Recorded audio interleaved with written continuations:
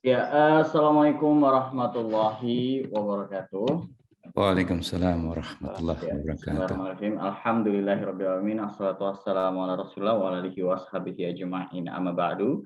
Puji syukur kita panjatkan kehadirat Allah Subhanahu wa taala yang telah melimpahkan rahmat dan hidayahnya kepada kita semua. Salam serta salam tak lupa kita lantunkan kepada baginda Rasulullah Shallallahu alaihi wasallam yang telah membimbing kita dari alam kegelapan menuju alam terang yang seperti sekarang ini.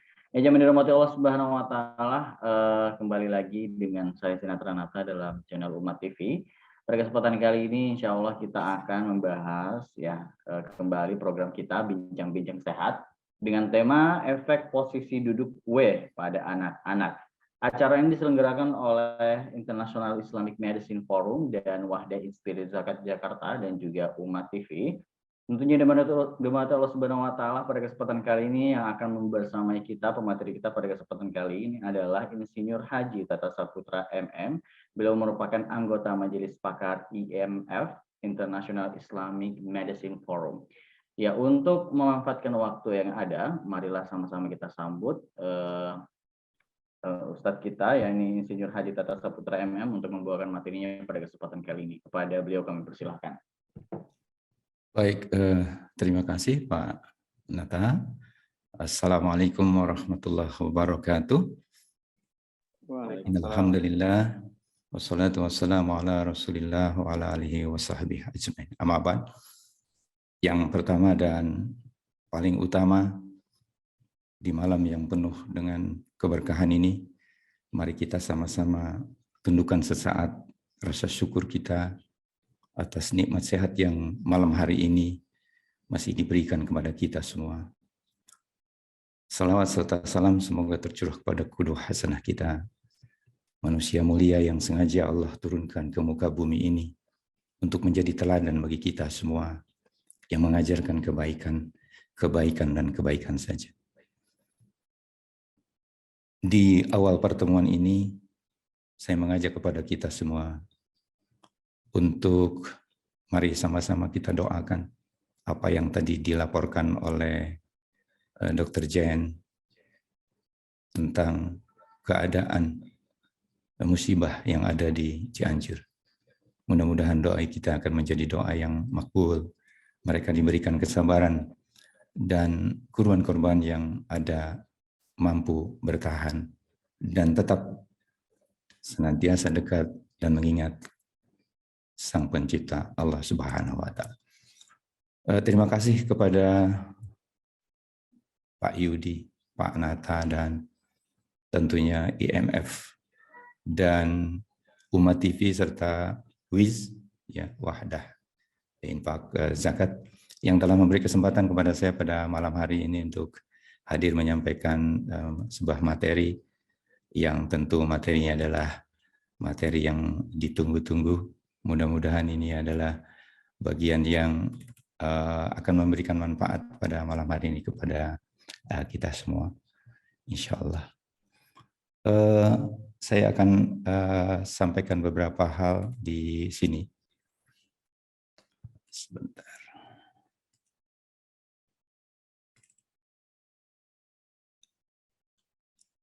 Nampak jelas di sana, Pak?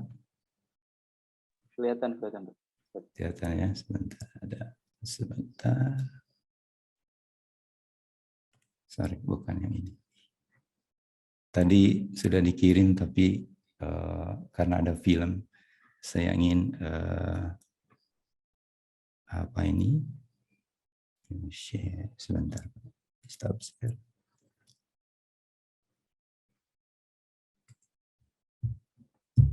Oke.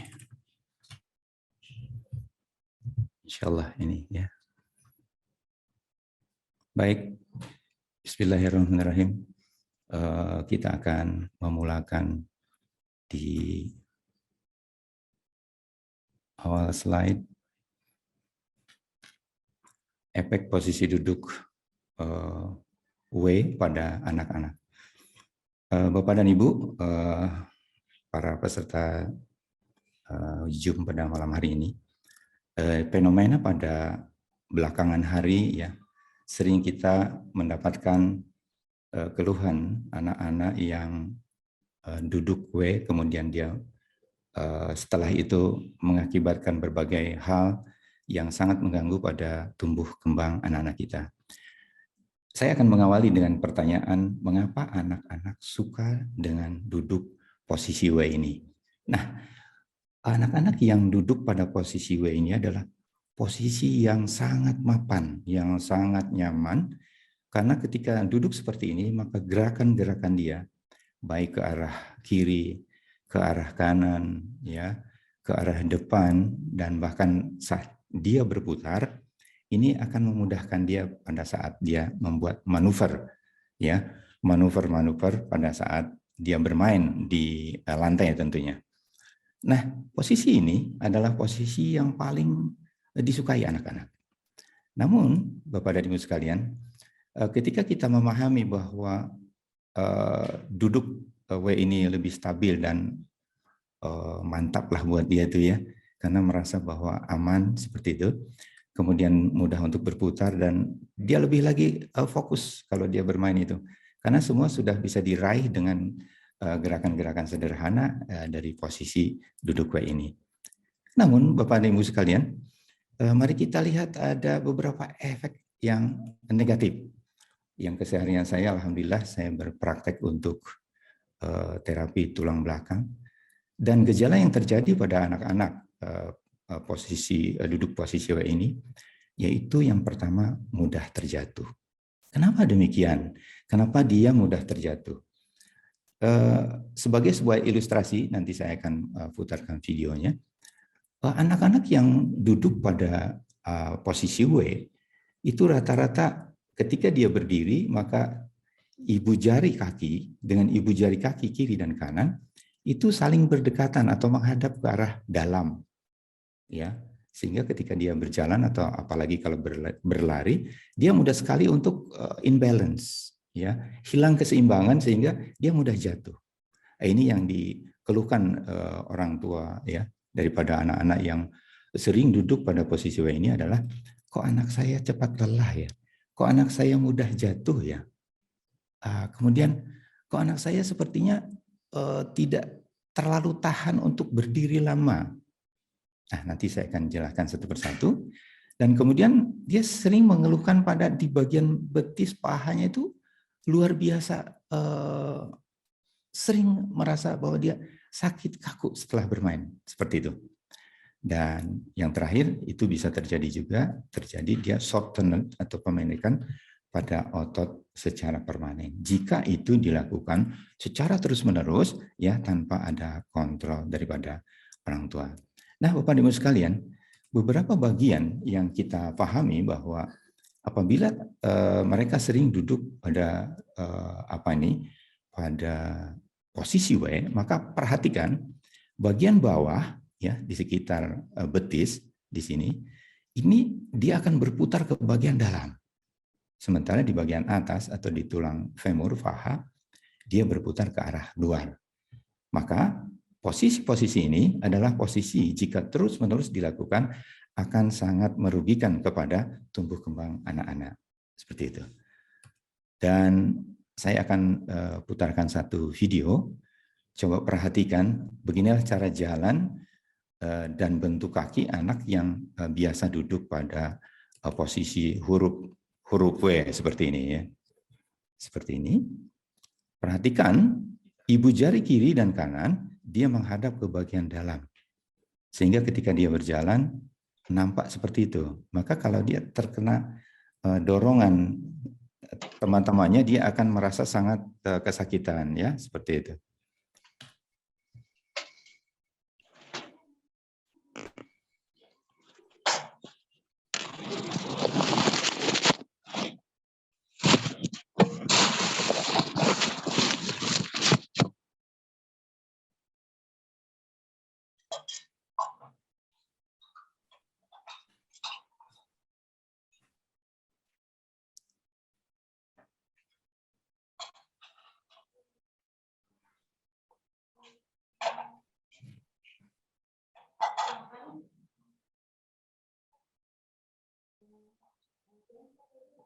Oke.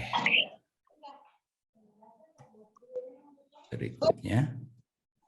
Kita perhatikan lagi beberapa bagian atau anak-anak yang sama duduk huruf W ini, dia sering mengalami gangguan-gangguan sampai ke bagian atas. Ya.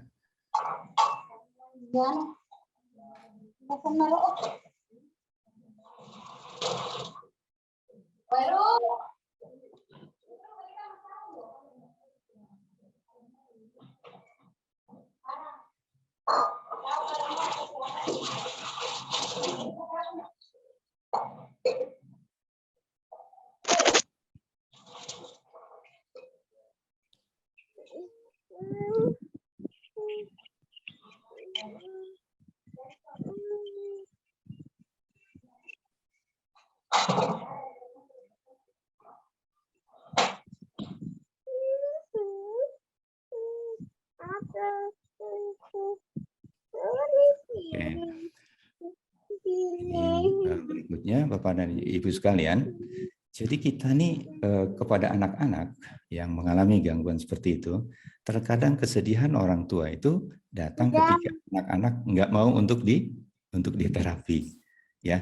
Maka kita memerlukan satu cara khusus ya agar dia nyaman saat diterapi, agar tidak merasa bahwa dia sedang dilakukan pembetulan, gitu.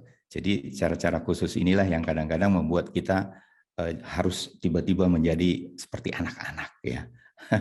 Perilaku kita ini kadang-kadang harus tiba-tiba berubah seperti anak-anak.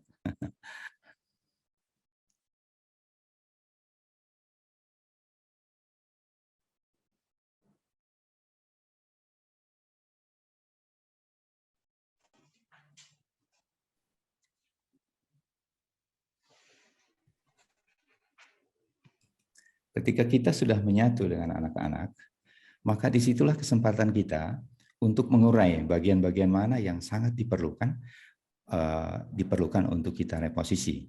Misalkan jelas rata-rata pada ankle kaki kiri maupun kanan, kemudian lutut, dan kemudian di bagian femur, di bagian antara pelvis dan femur, di situ kita memerlukan satu terapi yang betul-betul khusus, namun tetap agar anak-anak ini merasa nyaman, agar dia tidak terhenti pada saat sedang kita lakukan terapi. Ya, maklum anak-anak kalau dilakukan terapi, kalau kita salah sentuh di awal, kita akan kesulitan. Ya, kesulitan lanjutan untuk terapi ini kita akan mendapatkan kesulitan.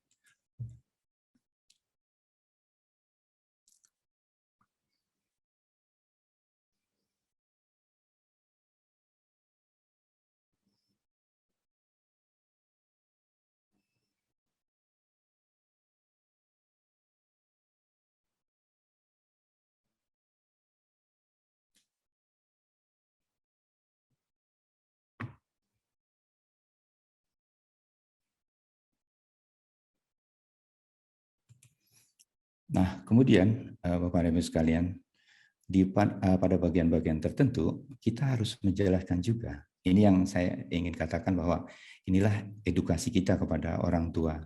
Kenapa anak-anak takut kalau dia jatuh tidak mau bilang kepada ayah bundanya? Ya, karena itu tadi. Anak-anak kan kadang-kadang kalau jatuh bilang, kemudian mohon maaf ya, orang tuanya itu terkadang akan melarang kembali untuk bermain, ya. Jadi singkat cerita, pandai-pandailah kita nanti mengkomunikasikan dengan anak-anak. Kemudian berikutnya, efek daripada gangguan pada bagian pinggul ini ya, pinggul, karena ketika anak-anak ini sudah duduk W, terbiasa seperti itu, maka kita akan melihat dampak-dampak berikutnya kepada bagian atasnya, sampai pinggang, punggung, bahkan sampai ke leher, dan terkadang sudah menjalar ke wilayah-wilayah tangan yang yang dikendalikan oleh servikal dan torakal itu. Maka perbaikannya tidak hanya kita membetulkan pada bagian bawah di ankle, lutut, dan wilayah femur atau daerah pinggang dan selangkangan, tetapi kita harus memperbaiki hingga ke bagian atas. Seperti ini, karena sudah sering dilakukan berulang-ulang, maka dia mengalami gangguan sudah sampai ke pinggang. Ini dia agak agak turun sebelah kirinya kanannya ini, maka gerakannya itu adalah gerakan kita untuk menaikkan ke bagian atas. Rata-rata anak-anak yang duduk huruf W ini, kita dapati bahwa dia dalam keadaan tumitnya, bahasa kampungnya itu, bahasa umumnya panjang sebelah ya. Ini anak saya Pak panjang sebelah. Kalau berdiri dia kakinya dinaikkan satu ke bagian atas, gitu ya. Jadi sebetulnya yang terjadi ketika anak-anak ini diistilahkan panjang sebelah, yang terjadi adalah sebetulnya saya peragakan, yang terjadi adalah ada perubahan posisi pada tulang pelvis ya. Jadi kalau dia sempat terjatuh misalkan, atau dia duduk W, lalu dia tidak nyaman, dia kebiasaan menyimpan mainannya ada di sebelah kanan, maka dia akan dominan badannya agak membungkuk ke sebelah kanan. Kalau membungkuk ke sebelah kanan, maka dia akan ada terjadi tekanan pada wilayah ini, ya. Jadi satu pelvis akan naik dan satu pelvis akan seperti turun. Nah, kejadian seperti itulah yang kemudian diistilahkan secara umum bahwa itu adalah kakinya panjang sebelah, ya seperti itu.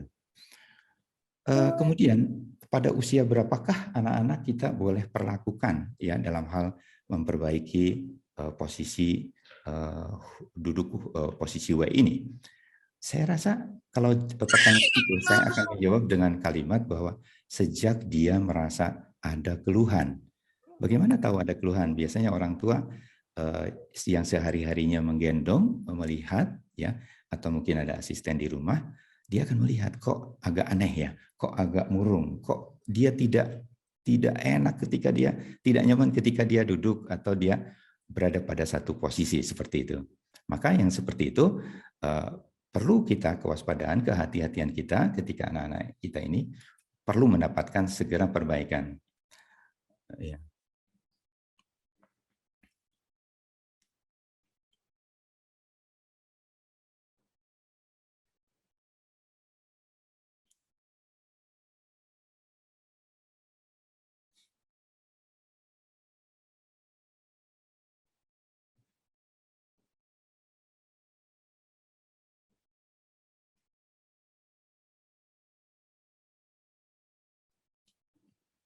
Ya, seperti itu. Jadi pemahaman kita tentang anak-anak itu mesti betul-betul melihat kondisi-kondisi dia pada saat keseharian dia bermain. Oke, jadi efek atau posisi duduk W ini pada anak-anak ya biasa yang paling banyak terjadinya dislokasi pada sendi panggul ya. Dislokasi pada sendi panggul ini adalah kelainan struktur tubuh yang disebabkan oleh keluarnya sendi. Jadi tadi saya tunjukkan mana yang keluar biasanya di sekitar sini ya. Kalau di sekitar sendi ini keluar, maka anak ini agak kesulitan untuk membuat manuver. Berdiri tidak nyaman, duduk pun tidak nyaman ya. Itu diakibatkan jadi itu. Bisa kena jatuh, bisa kena duduk huruf W. Dan kemudian dia akan mengalami gangguan pada otot ya. Ada perkembangan otot yang terganggu ya. Jadi dia agak sedikit spasm biasanya. Sebelahnya itu dia merasa nyaman, sebelahnya kurang nyaman. Yang seperti itu terjadi, maka kita akan berikan dia exercise ya, yang kita ajarkan kepada orang tuanya. Maka di sini peran orang tua ketika kita mendapatkan keluhan-keluhan seperti itu, maka peran orang tua ini harus kita libatkan untuk apa? Untuk ikut serta dalam mengawasi anak-anak, lalu kita ajarkan. Ya, kita edukasi mereka agar mereka ketika terjadi hal-hal yang sifatnya darurat, mereka bisa melakukan di rumah dengan mudah. Kemudian yang ketiga, dia akan mendapatkan terlambat dalam perkembangan. Keterlambatan perkembangan bagi anak-anak dengan hipertonia yaitu pertumbuhan otot yang berlebih. Kenapa berlebih? Karena dia fokus pada satu sisi misalkan. Dia pada satu sisi terus-menerus dominan misalkan ke kanan, maka otot secara otomatis dia akan berkembang di wilayah situ. Sementara sebelah kirinya misalkan kurang dimanfaatkan atau kurang gerak ya, kurang aktivitas seperti itu. Berikutnya dia akan mendapatkan terhambatnya terapi. Misalkan sudah terlalu kuat dia, sudah terlalu dominan ya, posisi huruf W itu tuh mengakibatkan kesulitan pada saat dia melakukan gerakan-gerakan. Bapak dan Ibu, selanjutnya ketika duduk huruf W, maka kaki dan tubuh ini tidak benar-benar menopang dengan kuat, ya. Jadi beban antara kaki dan tubuh ini tidak seimbang. Kenapa? Karena posisinya itu, posisi yang kembali ke belakang itu ya yang menjadikan bukan posisi yang nyaman seperti itu. Dan yang kemudian berikutnya adalah gangguan otot tegang atau spasm, ya. Gangguan ortopedi menyebabkan area kaki dan pinggang menjadi tegang. Nah, ketegangan seperti inilah yang kemudian anak-anak juga terjadi kadang-kadang imbalance, ya. Tidak seimbang ketika dia melakukan gerakan-gerakan, manuver-manuver. Apalagi kalau kita perhatikan anak-anak itu kan ada anak-anak yang datang ke tempat terapi itu misalkan ada yang imut-imut, anteng, bahkan terkesan takut, tapi ada yang sangat pemberani. Yang sangat pemberani itulah yang kadang-kadang kita ini juga sangat khawatir. Tapi kita ada fenomena, Bapak dan Ibu sekalian.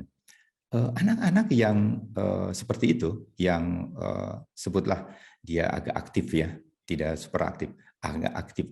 Biasanya dia mudah untuk kita lakukan reposisi ya, atau kita lakukan pembetulan tulang belakang. Kenapa? Karena keberanian itu. Yang sulit adalah ketika orang tuanya sudah berharap datang dari kota yang jauh, cukup mengantrinya cukup lama, lalu kemudian sampai di tempat ada salah tune ya, salah nyetel nih.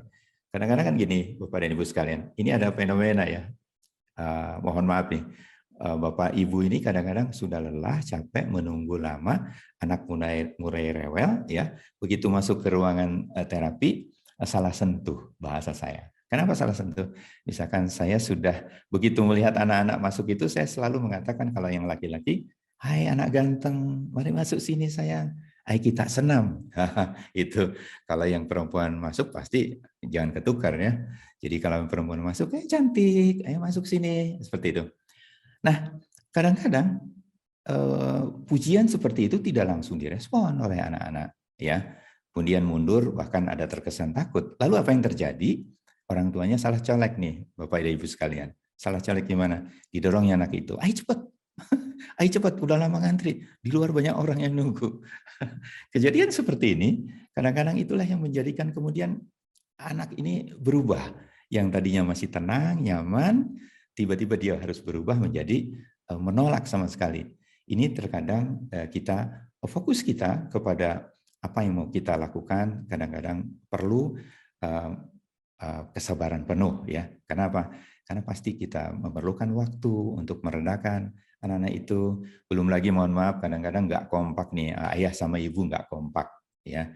Ayahnya misalkan udah pelan-pelan aja, sebentar nanti juga mau gitu. Jadi dialog-dialog seperti ini kita edukasi kepada mereka bahwa biarkan anak-anak itu kalau sudah masuk ke wilayah sini adalah wilayah kita dan kita akan memperlakukan insya Allah bagaimana cara kita untuk berkomunikasi dengan anak-anak seperti itu. Kemudian tadi saya sudah sampaikan bahwa duduk menjadikan dia bebas bergerak ke kiri dan ke kanan.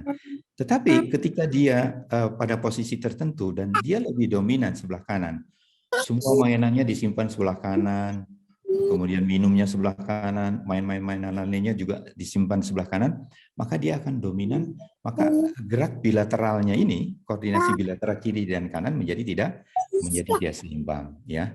Jadi sulit untuk pada duduk posisi lain. Dia sudah nyaman dengan itu, ketika didudukin dengan cara lain, dia sudah agak-agak sedikit menolak. Ya.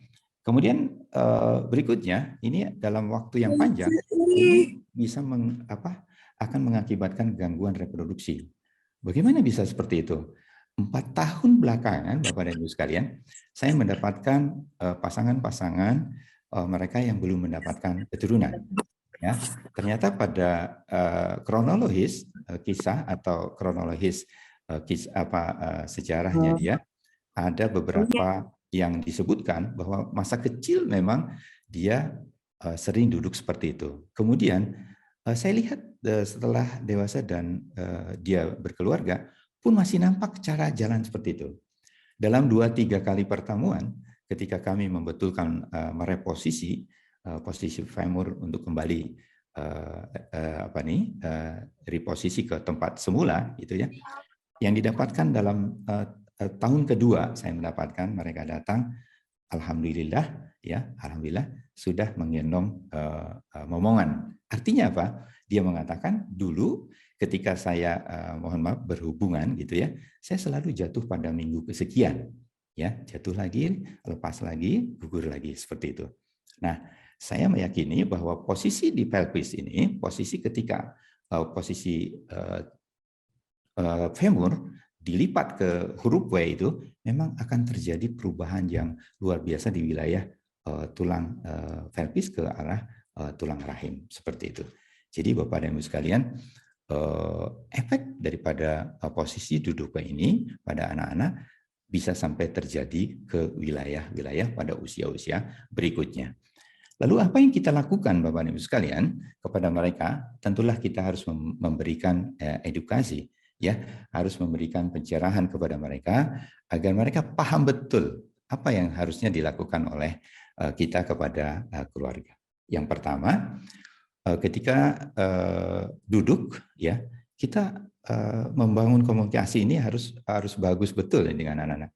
Duduk dengan bersila, gitu ya. Yang pertama, kita ubah ke arah bersila, tapi jangan dengan paksaan. Karena kalau sudah dipaksa, mereka justru akan menolak, ya, akan nggak mau diatur, gitu ya. Sedang asik seperti itu. Kemudian sila bergantian. Jadi kadang kaki kanan di atas atau dibalik, kaki kiri yang di atas. Ya. Kemudian saya selalu memberikan exercise kepada mereka untuk bersila dengan dua telapak kakinya bertemu. Ya, dua telapak kakinya bertemu, ditarik ke arah kemaluan, lalu tangan kiri dan kanannya digunakan untuk menekan lutut. Ya, yang seperti itu. Jika anak itu sudah pada posisi yang betul, maka dia tidak akan merasa kesakitan. Bahkan dia menjadi hobi ketika dia datang, langsung dia tunjukkan kepada kita. Ya, dia bilang, kakek, saya sudah bisa duduk sila yang ditekan kaki di kiri dan kanannya. Saya dipanggilnya kakek, Bapak Ibu. Masya Allah. Kemudian duduk untuk apa nih? Menyamping, ya. Duduk menyamping mungkin dalam bahasa kita Muslim mungkin seperti duduk antara dua sujud atau duduk tahiyat akhir, ya, seperti itu. Jadi itu pun harus menjadi pilihan dan kita ajarkan kepada mereka. Apalagi ada tuntunan bahwa pada saat duduk sholat yang diajarkan oleh Rasul kita yang mulia, duduk seperti itu. Maka saya teringat kepada Ustadz Dr. Segiran yang menulis gerakan sholat untuk kesehatan tulang belakang. Maka ketika sholat kita tumaninah, ya, sholat kita tumaninah, insya Allah kita akan sehat, ya, secara menyeluruh. Dan kemudian duduk apa nih, selonjor atau berselunjur ke depan, ya, dua kaki menghadap lurus ke depan sambil nyender di dinding bagian punggungnya. Itu pun akan sangat bermanfaat untuk mengalihkan, ya, kebiasaan anak-anak kita ketika duduk huruf W. Dan kemudian yang berikutnya adalah duduk cara berlutut atau jongkok, ya. Ini menjadi variasi kepada mereka. Terkadang untuk mereka duduk berlutut atau jongkok ini bukan hal yang mudah, ya. Rata-rata anak-anak yang terkena gangguan akibat duduk posisi W ini, dia rata-ratanya agak sulit untuk jongkok, ya. Dia selalu terjatuh ke arah belakang, seperti itu. Jadi Bapak dan Ibu sekalian, mengedukasi kepada mereka, ya. Bahkan kita mengajarkan besok kalau mereka berkesempatan hadir datang, mereka sudah pamer bahwa dia sudah melakukan cara duduk, cara sila, ya, dan seterusnya dan seterusnya.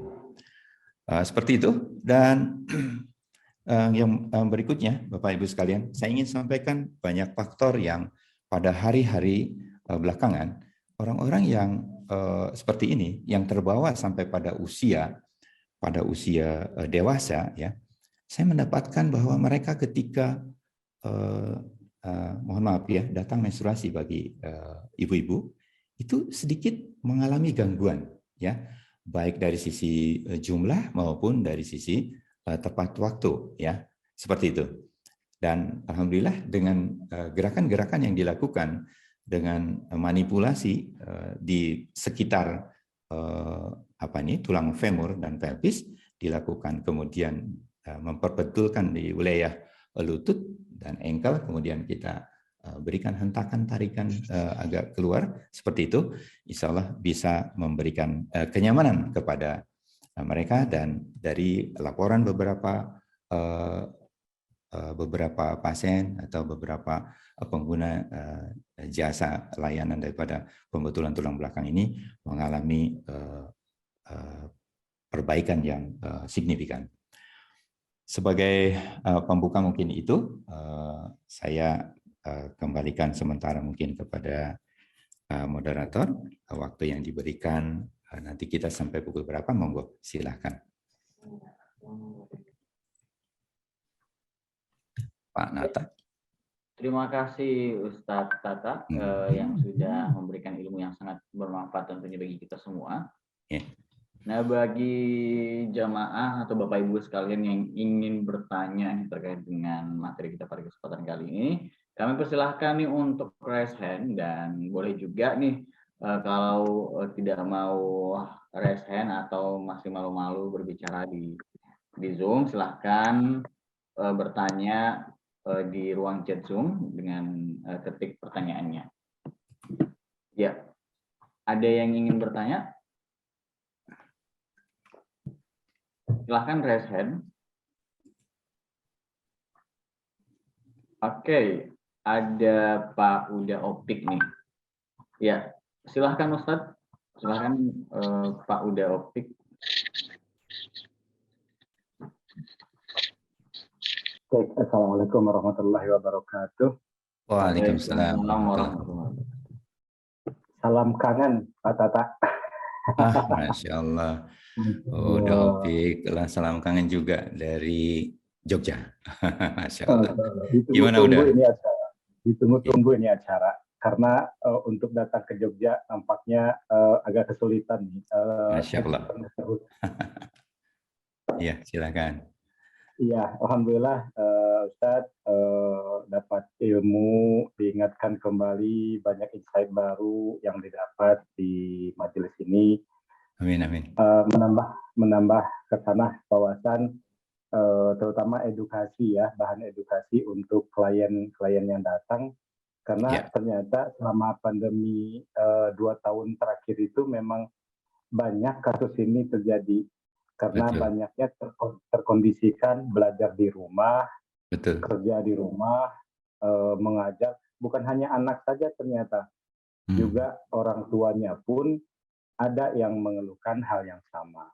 Nah, pertanyaannya Ustadz, dengan duduk posisi ini, dengan kita sudah memahami efek negatifnya, untuk memberikan edukasi supaya klien ini mau menerapkan gitu, karena kan dampaknya mungkin nggak terlalu signifikan saat itu. Ya, saat ini kita lakukan duduk langsung ada dampak yang membahayakan, kan tidak demikian.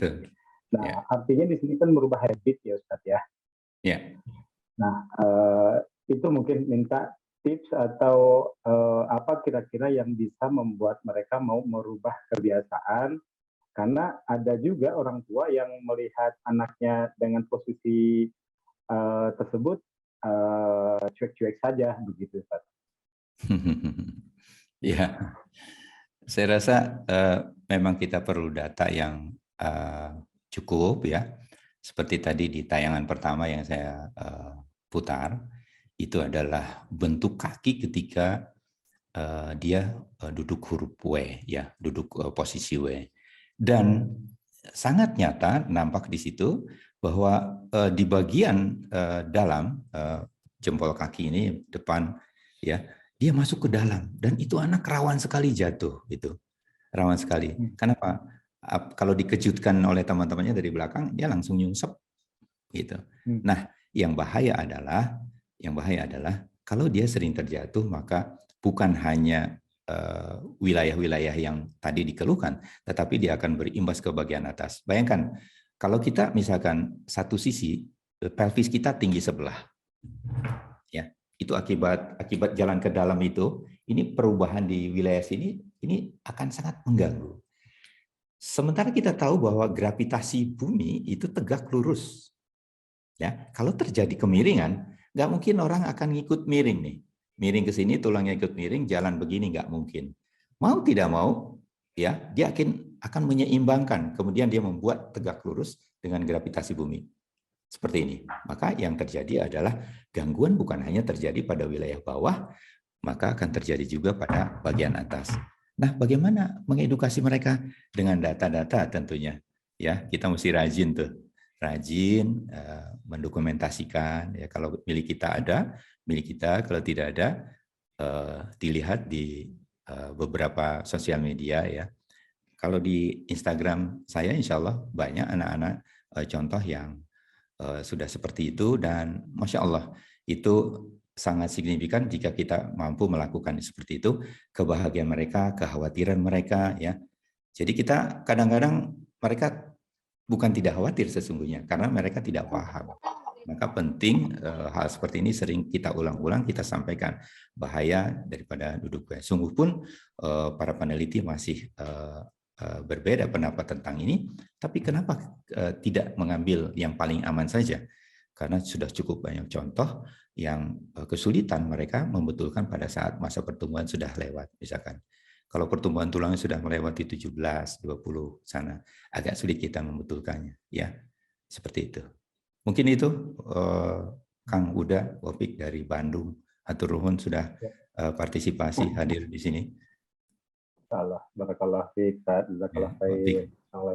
Waalaikumsalam. Iya. Terima kasih Pak Uda. Iya. Nah, di sini ada pertanyaan dari ruang chat Zoom, Ustaz. Assalamualaikum Ustaz, izin bertanya. Anak saya 2,5 tahun. 2,5. Suka nyaman duduk nih. Iya. Udah selalu diingatkan baru pindah posisi. Apakah perlu khawatir Ustadz meski duduk sudah diperbaiki tapi belum kesadaran sendiri? Terima kasih. Masya Allah. Tetap ya. Jadi saya bukan mengajak untuk khawatir, tapi rata-rata yang datang ke tempat saya itu kekhawatirannya luar biasa ya. Memang itu duduk paling nyaman. Tadi makanya saya membuka dengan kata ini duduk paling stabil, paling nyaman. Karena apa? Mau putar kiri, putar kanan, dia tidak perlu merubah posisi kaki, dia hanya memiringkan badannya ke kiri, ke kanan, dan seterusnya. Tapi dampak-dampak yang tadi saya sebutkan hingga pada usia usia produktif ya, itu banyak yang terganggu ya, seperti itu. Jadi monggo, mungkin edukasinya ini memang tidak bisa sporadis, tetapi harus sering mungkin melihat hal-hal di sekitar kita yang memang sudah ada nyata. Insya Allah kalau sering googling atau sering lihat-lihat di sosial media, sudah banyak yang memberikan pencerahan tentang posisi duduk ini. Gitu Kang Nata. Iya, syukran jazakallah Ustaz. Di sini ada pertanyaan lagi Ustaz. Ustaz izin bertanya, jika ada orang dewasa laki-laki jalannya jinjit-jinjit dan sering banget jari kakinya mudah nabrak-nabrak saat berjalan, itu yang bermasalah bagian mana ya Ustaz? Jazakallah. Baik, pertanyaannya saya akan urai sedikit. Itu pada usia berapa dia? Ya, seperti itu. Bisa jadi ada sejarah jinjitnya karena apa? Jinjit pertama saya ingin cerita. Jinjit pertama adalah ketika dia bayi, belum siap untuk berjalan, ayah bundanya membelikan baby walker. Setelannya terlalu tinggi. Yang dia lakukan adalah hanya menyentuh bagian ujung-ujung kaki. Ujung kakinya disentuh-sentuh ke lantai, lalu dalam waktu yang lama terjadilah dia shortened, pemendekan pada otot betis. Kalau terjadi pemendekan pada otot betis, maka yang seperti itu dia akan mengalami jinjit. Seperti itu. Apakah masih diperbaiki? Tentulah kita dengan data. Ya, kalau datanya yang tadi ya terjadi shortened, pemendekan, berarti itu sudah luas ya cakupannya. Ada di ankle, ada di lutut, dan ada di bagian femur, pelvis, dan selangkangan. Seperti itu. Ya, oke, syukran jazakallah Ustaz. Di sini juga ada yang bertanya nih. Saya mau bertanya, kalau duduk posisi W dan gendong dengan M shape, apa efeknya sama? mengingat sepertinya bentuk lekukan kaki ketika M shape mirip seperti duduk dengan posisi W. Syukron. Oke. Jadi gendongan ada dua ya, ada menghadap keluar, ada yang menghadap kepada ibunya. Bedanya pada saat digendong bebannya itu tertahan. Bebannya tertahan tidak langsung kepada wilayah pelvis femur.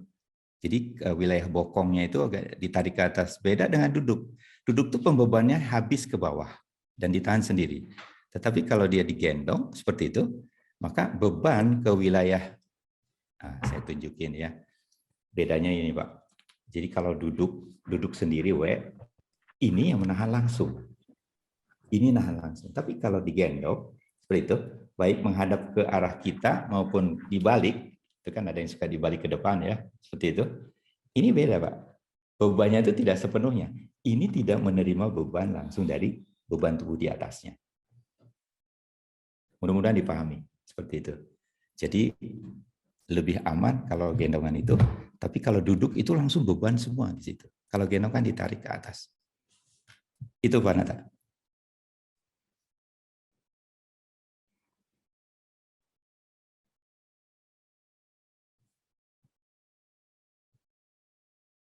Ada suaranya Pak Nata? Halo? Oh Pak iya, Nata, sorry. suaranya hilang? Iya, benar. Sorry. Ya, syukur Ustaz atas jawabannya. Nah, Ya. di sini ada pertanyaan lagi. Ustaz, bagaimana penanganan untuk anak yang sudah terlanjur kebiasaan duduk dalam posisi W? Ya. Penanganannya jalan-jalan ke klinik yang memberikan layanan ya terapi sendi dan tulang belakang, insya Allah. Jadi segerakanlah ya, segerakan. Nanti di sana biasanya kalau saya ajarkan kepada ayah bundanya untuk bisa dia melakukannya di rumah, karena itu mudah, sederhana, insya Allah. Seperti itu. Dan jangan lupa pastikan bahwa kalau dia sudah sangat serius seperti yang di foto di film tadi itu saya wajibkan dia untuk membawa ronsen. Kenapa? Saya khawatir ya, bukan karena akibat duduk baik saja, mungkin ada kesalahan pada saat dia dilahirkan atau ada pernah cedera lain seperti itu. Kita harus tahu persis ya posisi seperti itu. Lagi-lagi jawaban-jawaban atau pertanyaan-pertanyaan itu bisa dijawab ketika datanya lengkap. Saya ingin berikan contoh yang ekstrim, misalkan Bapak Ibu sekalian datang kepada saya, ya, datang kepada saya seorang kakek usianya 74 tahun, ya, 74 tahun sudah puasa 1 minggu tidak makan, 1 minggu tidak bicara. Ingin datang ke tempat kita tak sanggup menolak karena dia sudah ada di parkiran. Tapi kita nggak bolehkan dia turun, seperti itu. Ini tanpa data ya, tanpa data. Nggak boleh dia turun. Jadi kita yang mendatangi, kemudian kita sentuh ya. Saya tukang urut, tentu saya bawa minyak. Saya sentuh. Kenapa? Karena dari sisi diagnosa kita, telah terjadi kelemahan pada hampir semua organ ya, organ. Fungsi-fungsinya sudah melemah seperti itu. Singkat cerita, saya tidak bolehkan dia turun, tapi saya mendatangi di tempat parkir. Lalu saya bicara, nah di sini sentuhannya adalah bukan sentuhan secara jasad dia saja, bukan secara fisik saja. Kita harus memahami betul bahwa bukan hanya jasad yang kita sentuh, tetapi kita harus menyentuh sisi-sisi ruhania. Kenapa dia libur 1 minggu tidak makan? Kenapa dia libur atau puasa tidak bicara dengan anak-anaknya? Begitu masuk saya ke ruangan mobilnya, ternyata di sana ada 3 atau 4 anaknya yang menunggui. Kalimat pertama saya adalah, Bapak mohon maaf saya tidak ajak Bapak untuk turun, karena Bapak harus menggunakan kursi roda, dan saya masih bisa datangi Bapak di sini supaya Bapak tidak repot turun. Itu yang pertama. Yang kedua kalimat saya adalah, betapa nikmatnya seorang Bapak ditunggui anak-anak yang soleh dan soleha. Tuh, kalimat itu Pak. Jadi kita mau membuka bicara, karena data tidak ada. Apa yang terjadi sesungguhnya dengan ayah ini? Ternyata dia memandangi anak-anaknya dengan air mata yang berlinang. Kata saya tambah lagi pertanyaan saya, bolehkah Bapak, saya minta doa apa yang Bapak lantunkan kepada Allah untuk menjadikan anak-anak soleh dan soleha seperti ini menunggui ayahnya ketika memerlukan bantuan, memerlukan perhatian. Air matanya tambah deras, menangis. Intinya Bapak dan Ibu sekalian, pertanyaan-pertanyaan atau kasus-kasus yang datang kepada kita, baik itu pada tingkat anak-anak maupun apalagi tingkat dewasa, kita sangat memerlukan data agar kehati-hatian kita betul-betul tidak mencederai. Bahasa saya seperti ini, Kang Nata. Lebih baik mereka pulang dari tempat kita, belum Allah berikan kesembuhan, karena kita tidak sentuh. Daripada tanpa data kita melakukan manipulasi, gerakan-gerakan atau terapi yang kemudian menyalahi daripada aturan. Kenapa? Tidak ada data tadi. Salah diagnosa, maka akan salah tindakan. Saya rasa itu yang ingin saya sampaikan. Begitu, Pak. Masya Allah. Barakallahu Ustaz. Bismillahirrahmanirrahim. Boleh izin bertanya? Ya, silakan. Dengan Ibu siapa? Saya dengan Monisha. Bahas. Dengan Ibu siapa? Monisha. Monisha. Ya. Ya, silakan Ibu. Ustadz, saya izin bertanya. Bolehkah kami diberikan contoh untuk posisi duduk yang sudah terlanjur, terutama pada para penghafal Quran ya. Saya kan duduk berjam-jam gitu kan setiap hari. Apakah ada gerakan-gerakan khusus yang bisa kami sharingkan kepada beliau-beliau? Terima kasih Ustaz. Terima kasih juga Pak. Assalamualaikum. Ya, waalaikumsalam warahmatullahi. Bunda Monisha, untuk contoh mungkin kalau Bunda ikut di Instagram saya nanti akan saya tunjukkan ya. Untuk sekarang mungkin saya tidak. Tapi intinya begini Bunda. Berada pada satu posisi yang continuing, yang terus-menerus, pasti itu akan menimbulkan kelelahan. Ya, itu catatan pertama. Jadi intinya pada kurun waktu tertentu kalau Bunda misalkan menerima setoran ya di pondok pesantren, duduk berlama-lama, buatlah gerakan-gerakan atau posisi-posisi yang berubah-ubah. Jangan berada pada satu posisi tertentu yang terus-menerus. Seperti bersila ya, bersila tadi saya sudah tunjukkan di depan, ada bersila arah ke kaki kanan di atas, sesekali kaki kirinya nanti ditukar menjadi kaki kiri yang di atas ya. Kemudian duduk seperti antara dua sujud seperti itu. Kemudian nanti ada gerakan-gerakan lain, senam-senam lain yang mungkin saya tidak bisa peragakan di sini. Insya Allah nanti saya akan buatkan seperti itu. Kemudian tentu bukan hanya itu yang kita perhatikan. Asupan, Bunda, asupan yang masuk ke dalam tubuh kita. Ya, ada makanan-makanan atau minuman-minuman yang bersifat menjadikan tubuh kita ini menjadi kaku, cepat lelah dan seterusnya. Tentu diagnosanya tidak sekedar berbicara tentang sendi, tetapi bicara tentang kondisi tubuh kita sedang seperti apa hari ini.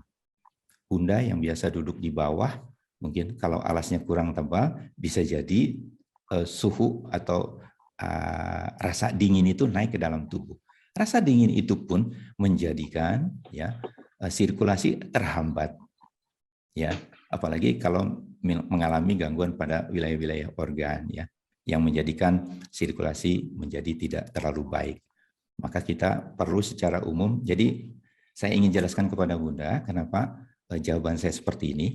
Kenapa? Yang pertama, mereposisi sendi itu yang pertama yang kita lakukan.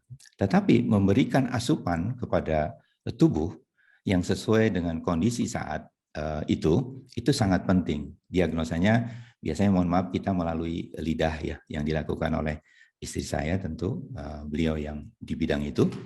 Nah, saya di reposisi sendi, lalu dari lidah itu nampaklah ada kelemahan-kelemahan pada fungsi organ. Maka yang kita pilihkan, ya, yang kita berikan, herba-herba yang kita berikan kepada pasien-pasien itu yang sesuai dengan kondisi atau keadaan tubuh pada saat itu. Ya. Intinya itu. Yang kemudian saya ingin sampaikan lagi, Bunda, kenapa Rasulullah meminta kita untuk belajar berenang. Nah, ini berenang. Jadi gerakan sempurna itu sebetulnya selain gerakan sholat, menurut Dr. Sagiran, yang akan menjadikan sehat tulang, persendian tulang belakang kita, yang kemudian berenang. Kenapa Rasulullah memerintahkan kita berenang? Saya mau tunjukkan kepada saya. Kenapa? Oke, videonya. Saya akan tunjukkan kepada Bapak Ibu. Masih nampak video saya di sana? Pak Nata?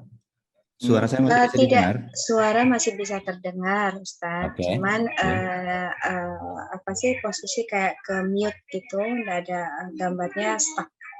Oh ya, gambarnya stuck ya? Ya, makasih. Baik. Nge-freeze Ustaz ininya, gambarnya. Gambar yang tidak ada ya? Iya. Oke.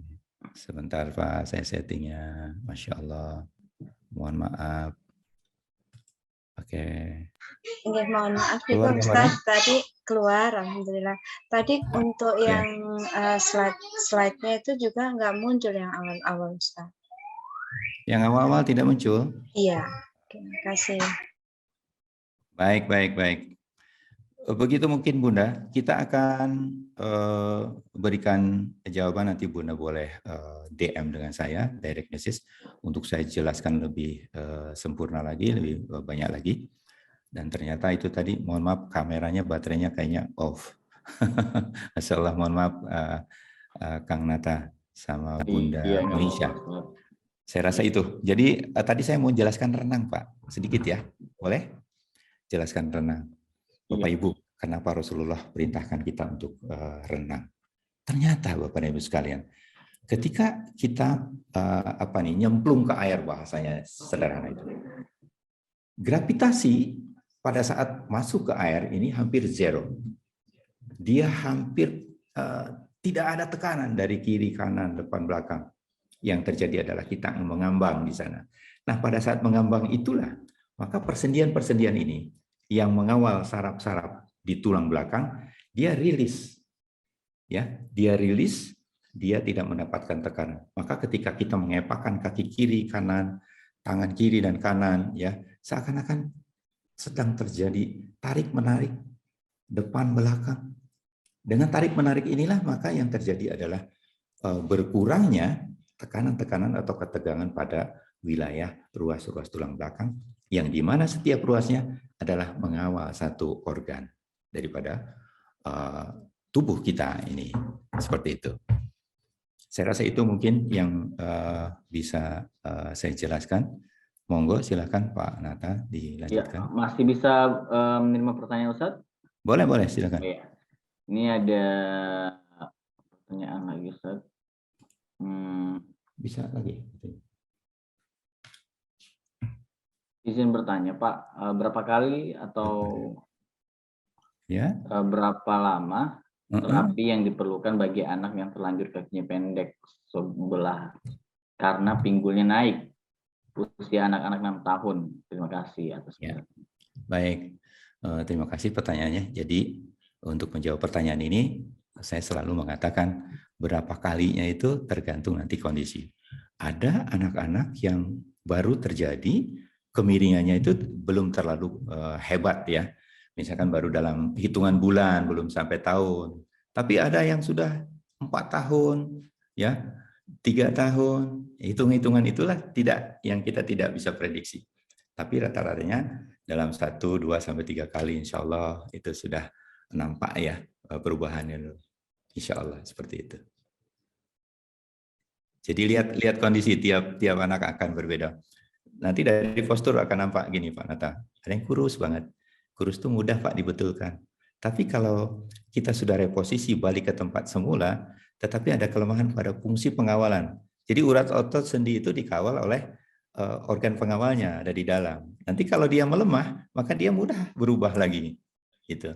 Jadi harus lengkap data yang untuk menjawab pertanyaan-pertanyaan seperti itu. silakan nanti diskusinya boleh direct message kepada saya. Iya, Masya Allah. Syukur Ustaz. Nah, nggak apa-apa kita perbanyak discussion dulu Ustaz ya, biar ya silakan. Semakin ramai nih webinar kita. Nah, untuk ini Ustaz, bagaimana jika ini terjadi pada orang dewasa? Bagaimana reposisinya? Kemudian bagaimana jika kaki panjang sebelah pada dewasa? Apakah juga terjadi karena masalah awal seperti yang disampaikan saat ini? Assalamualaikum Ustaz Tata. Sepertinya ada. Ya, Ustaz, kayaknya Ustaz suaranya nggak kedengaran.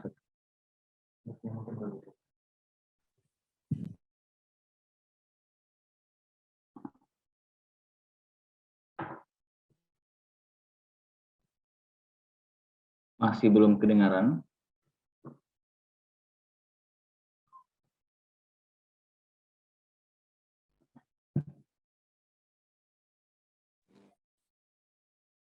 Ya, sudah. Ya.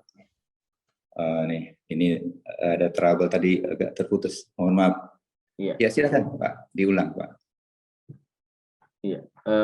Bagaimana jika terjadi pada orang dewasa? Bagaimana posisinya? Kemudian bagaimana jika kaki panjang sebelah pada orang dewasa? Apakah juga terjadi karena masalah awal seperti yang disampaikan saat ini? Kaki panjang sebelah lebih banyak diakibatkan benturan di masa lalu. Seperti saya misalkan. Saya 2 tahun menderita tergeletak di tempat tidur akibat eksiden 7 tahun sebelumnya. Terjadi benturan pada saat satu sisi, sehingga kaki kanan saya itu sudah tidak bisa merasakan apa-apa, dan pergelangan kaki saya pada tahun ke-1,5 itu sudah berbeda 2 cm. Dia lepas dari pergelangan kaki, kemudian tidak bisa digerakkan selama 2 tahun saya tempat tidur. Jadi kalau yang kaki panjang sebelah itu tidak melulu dengan akibat tadi yang saya ceritakan. Ya, jadi bisa akibat benturan, bisa akibat eksiden, ya seperti itu. Itu bisa dibetulkan, insya Allah. Ya, seperti itu pada orang dewasa, dan paling banyak memang pada orang dewasa yang terjadi. Baik. Ini Bapak Suwito tadi dari raise hand, ini apa ingin bertanya atau nggak sengaja tadi kepencet ininya raise hand-nya pada saat materi? Baik. Takutnya Bapak Suwito memang lagi ancang-ancang dari tadi nih raise hand. Sementara silakan langsung ya. Silakan Pak Suwito. Masya Allah. Mohon maaf ini agak sedikit trouble tadi, agak hilang. Iya. Ya kayaknya Bapak Suwito tadi nggak sengaja kepencet raise hand ya. Baik. Iya. Kita lanjut pertanyaan berikut, Ustaz. Silakan. Anak saya umur 20 bulan karena sering posisi W, jempol kaki kiri masuk ke dalam.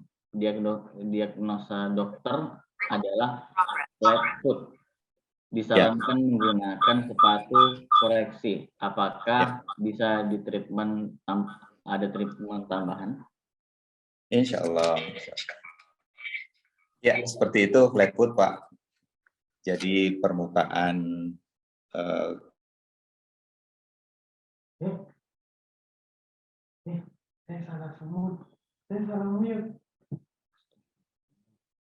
ya udah.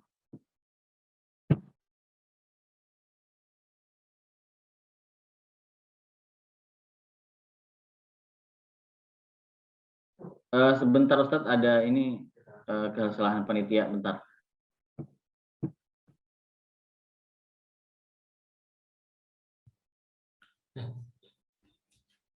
Silakan. Sudah kembali ke sini? Iya, silakan kembali Ustadz. Afwan ini tadi. Oke, siap. Alhamdulillah. Monggo tadi siapa yang mau bertanya lagi? Ya, itu tadi Ustaz. Ya. Anak saya usia 20 bulan. Ya. Kena sering posisi W jempol kaki kiri Mas. Yang tadi masalah flat foot udah Ustaz ya? Ya, flat foot bisa insya Allah kalau masih masa pertumbuhan insya Allah. Iya. Nah. Dan itu dua-dua Pak. Dua-dua. Tadi dokter menyarankan untuk menggunakan sepatu yang ada haknya untuk membentuk. Tetapi sepatu itu akan bekerja kalau ada manipulasi di wilayah persendian di situ, Pak. Persendian juga manipulasi akan tidak terlalu signifikan berhasil kalau tidak dibantu dengan alat bantu yang disarankan oleh dokter itu. Jadi sesungguhnya sinergi antara membetulkan posisi sendi dengan menambahkan alat bantu itu jauh lebih cepat jika dilakukan bersamaan. Jadi tidak ada yang sia-sia untuk kita melakukan keduanya, insya Allah. Iya, Ustaz masih ada 2 pertanyaan nih, kita habiskan lagi. Apa Ustaz mau bertanya, apakah kaki posisi X atau O bisa diterapi seperti demikian? Oke, saya selalu menanyakan penyebab. Sebab kalau dia seorang atlet, dia terjadi X-nya itu karena hentakan dari samping masuk ke dalam. Hal yang seperti itu, insya Allah ya banyak atlet yang datang, X-nya itu cuma sebelah Pak Nata. Jadi ketabrak, dia loncat, masuk ke wilayah lutut, masuk sebelah gitu. Jadi bukan X, sebetulnya kayak K gitu. Kalau yang O rata-ratanya itu bawaan Pak. Bawaan, lagi kecilnya kurang bedong kayaknya gitu. Seperti itu. Jadi bisa tidaknya saya selalu lagi mengatakan itu penyebabnya apa? Persisnya seperti apa? Itu. Pada prinsipnya tugas saya adalah membetulkan posisi sendi yang bergeser, yang kedua membetulkan saraf yang terjepit. Umumnya seperti itu. Jadi kalau di luar itu misalkan sudah terjadi salah posisi di masa pertumbuhan hingga dewasa dan sudah terjadi, mohon maaf, itu ada namanya osteofit. Osteofit itu ada tulang yang numbuh ya, di satu sisi dia sudah mengganjal. Kalau posisinya kita mau luruskan, sudah ada ganjalan di situ seperti ada taji di tumit seperti itu. Itu ada tulang yang numbuh. Itu yang mungkin bukan kapasitas saya untuk membentukkan. Ya Ustaz, ini ada pertanyaan lagi, mau bertanya, kalau ada masalah karena duduk W, tapi juga di saat yang bersamaan ada masalah sensori, yang mana yang harus didahulukan atau dibenahi? Biasanya keluhan datang daripada pasien ini. Misalkan Pak Nata datang kepada saya dengan 5 keluhan. Kita yang mau membenahi yang mana itu, lagi-lagi saya ingin mengatakan, mana yang lebih dahulu dibenahi? Biasanya dari keluhan itu pasien yang menyatakan paling berat tuh ini, paling berat tuh ini. Sebutlah dia datang bawa 4 keluhan. 1 saja kita bisa selesaikan. Bukan yang mana dulu, tapi memang Allah berinya yang itu dulu misalkan.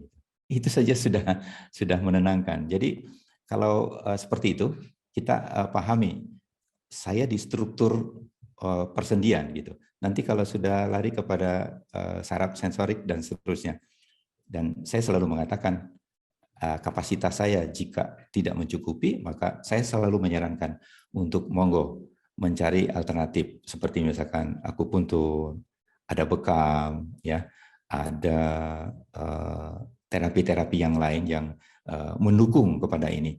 Bahkan sampai penggunaan tools atau alat untuk menjadikan mereka mempercepat proses, itu saya sangat anjurkan. Contoh, kalau yang skoliosis bisa bekerja, bracing itu ya, brace itu bisa bekerja kalau manipulasi tulang belakangnya rutin kita lakukan. Begitupun dengan manipulasi tulang belakang sering dilakukan pada penderita skoliosis, akan bermanfaat atau akan berhasil kalau brace-nya itu juga dipakai oleh penderita ini. Jadi inilah indahnya sinergi antara kedokteran modern dengan mungkin kalau saya katakan ilmu-ilmu yang sifatnya belum diakui atau dalam kapasitas tradisional seperti itu. Gitu mungkin Pak Nata. Iya, Masya Allah, barakallahu fikum Ustaz. Sangat luar biasa jawaban. Semoga bermanfaat bagi yang bertanya tadi. Dan kami mengucapkan banyak terima kasih nih kepada Ustadz Tata Saputra yang sudah memberikan ilmu yang sangat bermanfaat terkait dengan tadi tema kita. Sebenarnya dampak nih terkait dengan duduk kue ya sebenarnya Mas. Ini temanya cukup menjebak gitu. Ya, Masya Allah. Sangat luar biasa tadi materinya.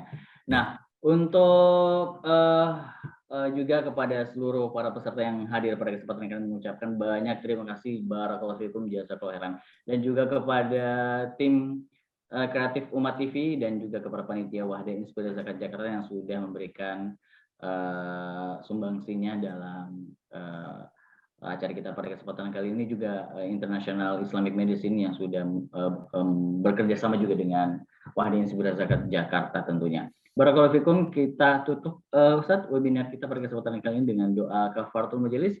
Subhanakallahumma la ilaha illa anta astaghfiruka wa atubu ilaik. Assalamualaikum warahmatullahi wabarakatuh. Sampai jumpa di webinar kesehatan selanjutnya. Barakallahu fikum.